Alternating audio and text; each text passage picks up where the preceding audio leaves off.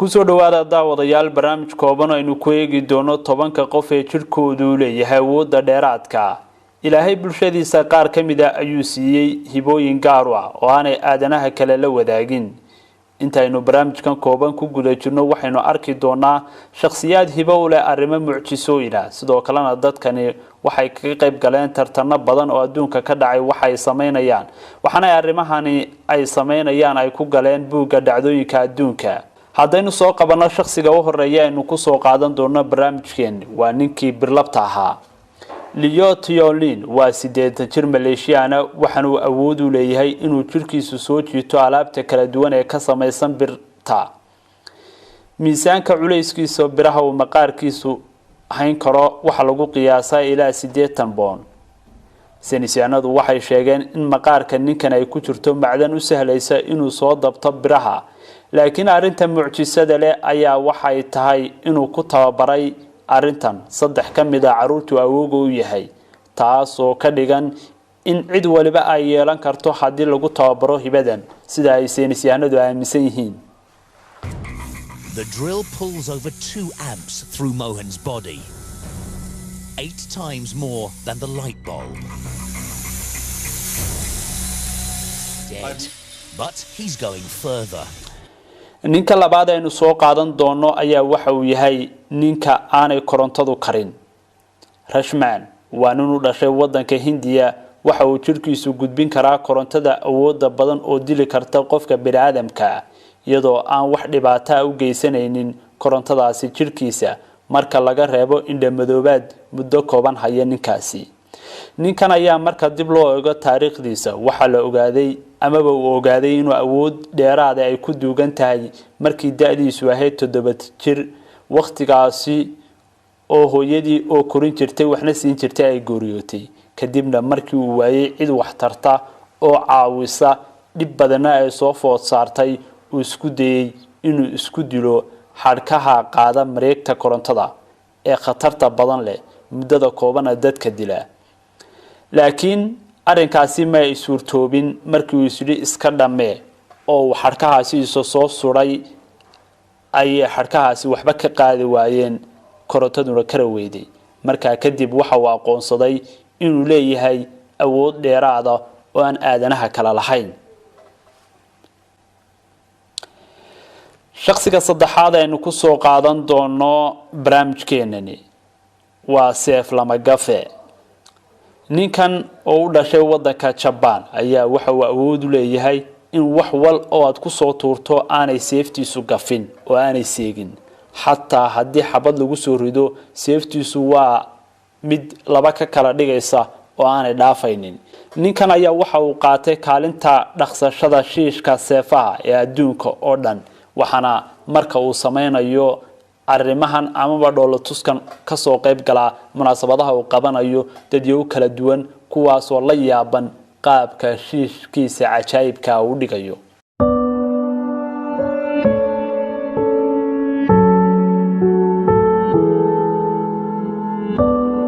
daawadayaal qofka kale aynu ku soo qaadan doono barnaamijkeenan ayaa waxa uu yahay maqaar jiid Wingari oo ah nin British u dhashay waxa uu awood u leeyahay in maqaarka jirkiisa uu kala jiidi karo sida cinjirka ama balaastiga ninkan ayaa qiyaasta maqaarkiisa uu sare u kala jiidi karo lagu qiyaasay ilaa 6 inji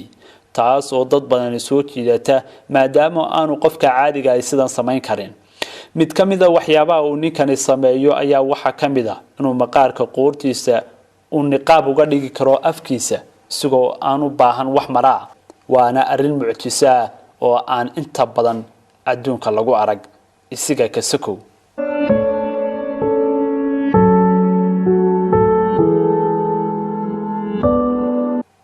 madaxamoode ama Iceman ninkan ayaa waxa uu awood u leeyahay inuu jirkiisu u dulqaato qabow qiyaastii aad u sareeya isagoo mararka qaar ku dabaasha barafka aadka u qabow ee aanay dadka kala awoodin biyaha aadka u qabow qofka caadiga ah kuma jiri karo in ka badan 15 daqiiqo halka uu ninkan ku jiri karo ilaa 2 saacadood iyo badh ninkan ayaa waxa uu ku guuleystay ama uu buugga dhacdooyinka adduunka lagu qoro uu ku galay arrinkan ninkan ayaa ciyaara nooc ka mid ah ciyaarta yoogada oo lagu dheeli tiro awoodda jidhka.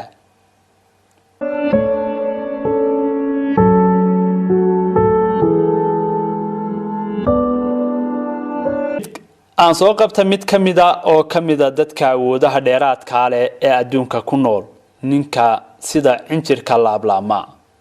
Daniel Smith waa nin u dhashay dalka Mareykanka kaas oo jidhkiisu u laablaami karo siyaabo kala duwan oo mucjiso ah. waxa uu jidhkiisa ka dhex saari karaa daloolka gacanta tenniska lagu ciyaaro. waxa uu isku xareyn karaa sanduuq aad u yar isagoo islaablaabaya sida balastiga oo kale.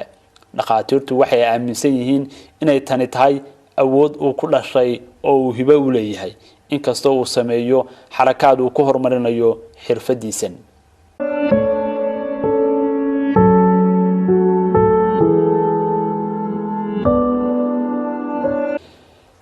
madax dube madawakhe madakhrame.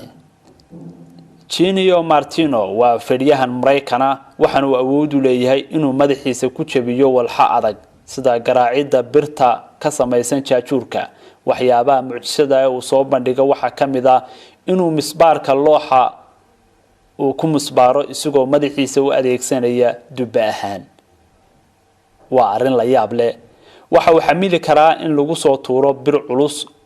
oo wixii madaxa saaran amaba madaxa isaga ka saarnaa burburinaysa, laakiin taasi aanay waxba yeelin isaga madaxiisa. ninkan ayaa dhaqaatiirtu waxay sheegeen in dhakadiisu ay tahay arin mucjiso rabbaaniya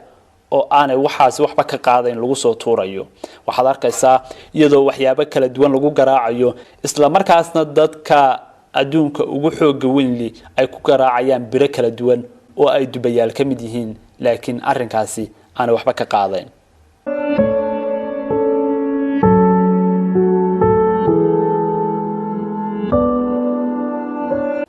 ma istaagi. Dean Karnis waa orodyahan orodada dhaadheer dheela. haddii uu helo cunto iyo biyo ku filan, orodyahankani uma baahanayo inuu joogsadaba oo mar walba waa ordaya. waxaana uu ordayaa ilaa weligii. waxyaabaha uu sameeyay waxaa ka mid ah inuu ordayay 50 marathon uu ordayay 50 gobol muddo 50 maalmood ah. ninkan ayaa waxa uu galay amaba uu ku galay buugga dhacdooyinka in aanu istaagaynba oo aanu xiiqaynin weligii.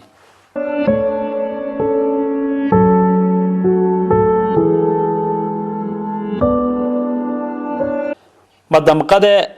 boqorka jirdilka amaba ciqaabta. Tim Credin waa nin haysta awood dabiici ah oo bani aadamku ay ku riyoodaan inay haystaan.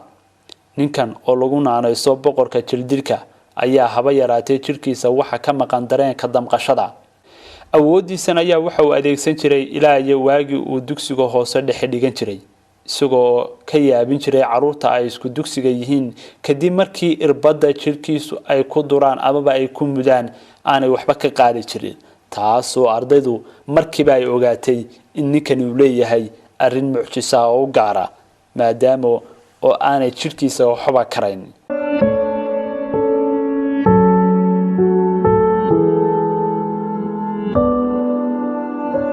maseexde Tainagog waxa uu ku nool yahay dalka Vietnam, waxaanu seexan muddo 43 sanadood ah. ninkan oo ku dhacay xanuun hurdada ka kaxeeyay ayaa waxa uu isku dayay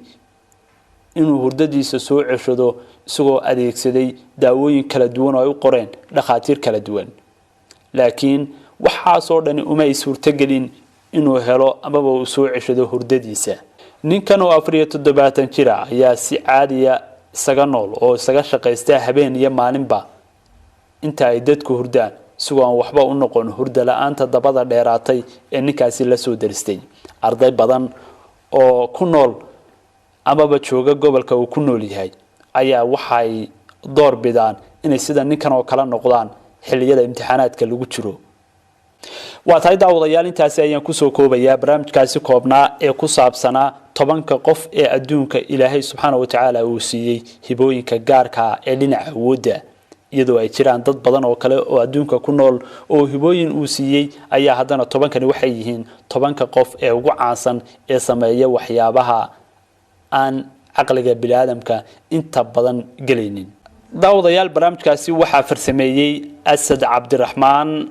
waxaa sidoo kale igala qayb qaatay injineer Khadar Shiine anigoo Xasan Galeedha ayaa idila socodsiinayay tan iyo kulan dambe nabadgelyo amaan Allah